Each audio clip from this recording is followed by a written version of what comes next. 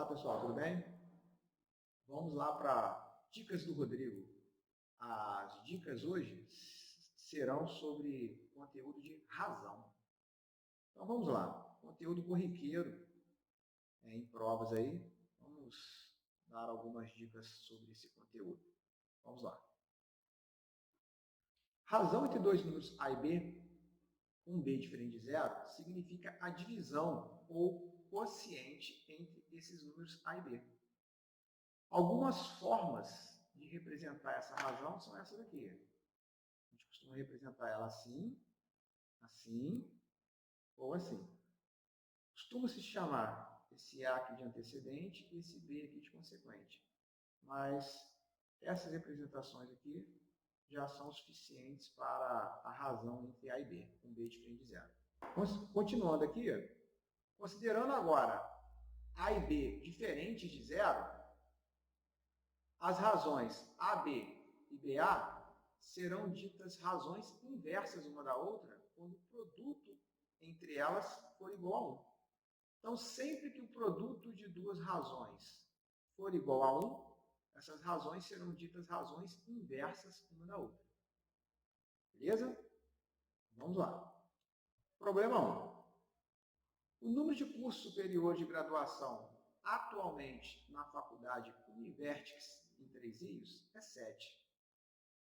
Desses 7, 2 são de engenharia. Assim, qual é a razão entre o número de cursos de engenharia para o total de cursos da faculdade? Então, o que eu peço a vocês agora, tentem fazer esse exercício antes de continuar assistindo o vídeo, beleza? Depois de conseguir fazer o exercício, vocês continuem. Vamos lá, resolução desse exercício. Como existem 2 cursos de engenharia e um total de 7 cursos de graduação, a razão do número de cursos de engenharia para o total de cursos vai ser de 2 para 7. Então, a gente representa ela assim, ó, 2 sétimos. Então, 2 sétimos, repare que é uma fração irredutível, está acabada aqui. Então, resposta para o primeiro problema aqui a razão é de 2 sétimos. Ok? Continuando aqui. Problema 2. Considere agora que uma determinada turma da faculdade tenha 35 alunos e o número de meninas seja igual a 21. Dessa forma, qual é a razão entre o número de meninos para o total de alunos? Uma pergunta. Depois, e a razão do número de meninos para o número de meninas dessa turma? É uma outra pergunta. Então, novamente, vocês vão dar um pause no vídeo e vão tentar fazer esse problema. Após a resolução de vocês, continue assistindo o vídeo. Beleza? Vamos lá, então. O número de meninos na turma, é só você pegar o total, diminuir do número de meninas, você tem o número de meninos. Nesse caso aqui vai ser 35 menos 21, que vai dar 14. Bom, assim, a resposta para a primeira pergunta é 14 sobre 35. Razão do número de meninos para o total de alunos. 14 sobre 35. Repare que essa fração aqui é uma fração redutível.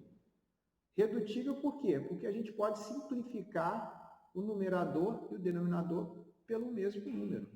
Então, se eu dividir aqui por 7 e aqui por 7, a gente passa a ter 14 dividido por 7 dá 2. 35 dividido por 7 dá 5. Então, a razão do número de meninos para o total de alunos da turma é de 2 para 5, ou 2/5. Isso representa que, para cada 5 alunos da turma, 2 deles são meninos. Ok? A resposta para a segunda pergunta, a segunda pergunta do problema 2, já é o seguinte: a gente quer a razão do número de meninos para o número de meninas. Repare que eu tenho 14 meninos e 21 meninas. Então, a razão vai ser 14 sobre 21.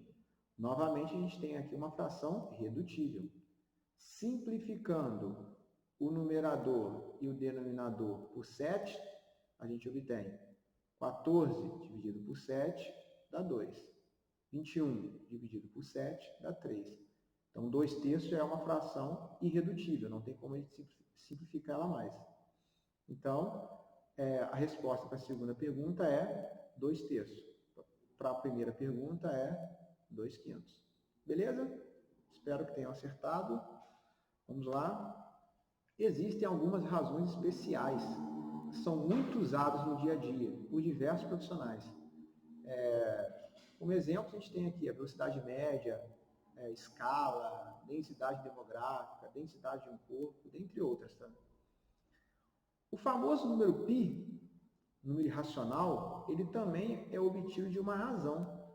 A razão entre o comprimento de uma circunferência pelo seu diâmetro. Então, sempre que a gente divide o comprimento de uma circunferência pelo seu diâmetro, a gente obtém esse número π, que é um número irracional.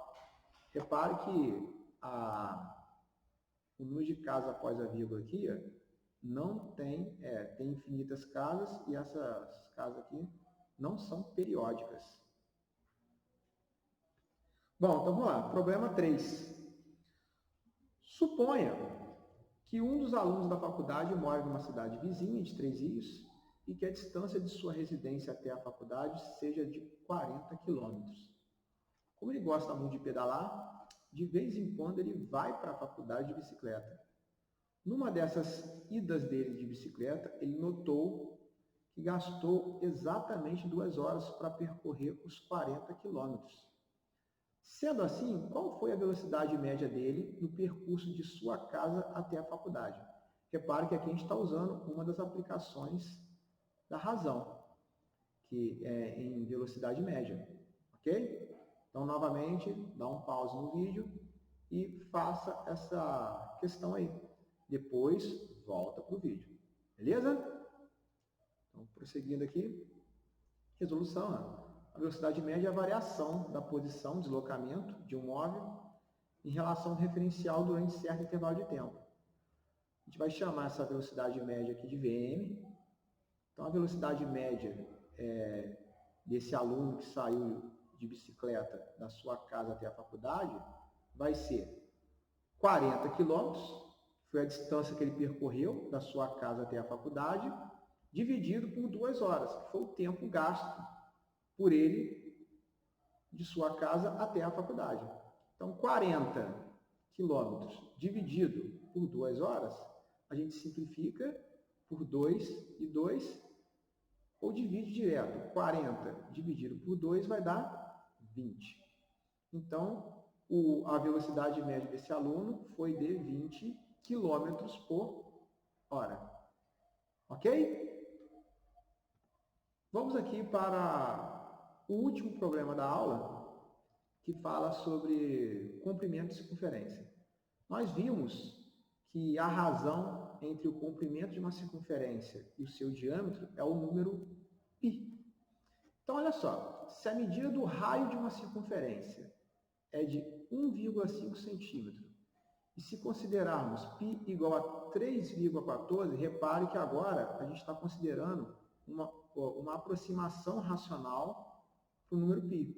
Então, ele não tem aqui agora uma infinidade de casas decimais mais. Ele só tem agora 2 casas decimais. A gente está considerando π igual a 3,14.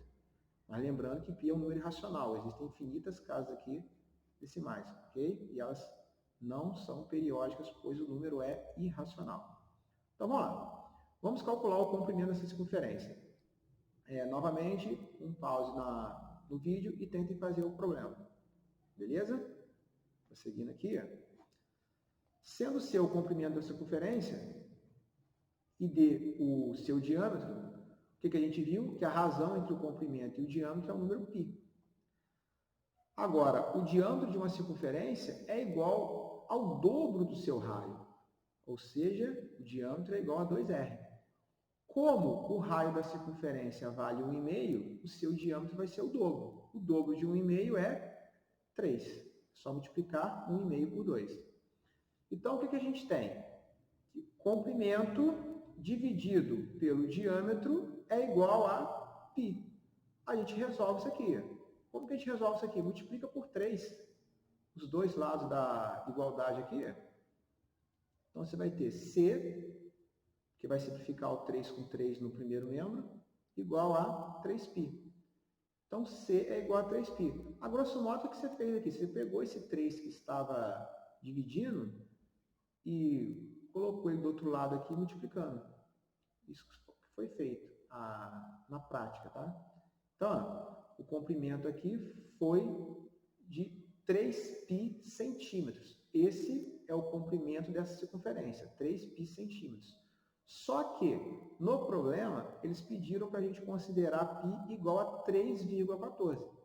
Então, no lugar do π, você vai substituir esse valor dado no problema, que foi de 3,14. E aí você faz a conta. 3 vezes 3,14 e obtém 9,42. Portanto, essa circunferência, quando π vale 3,14, ela tem um comprimento de 9,42 centímetros. Beleza, pessoal? Então é isso aí. Abração, Inter.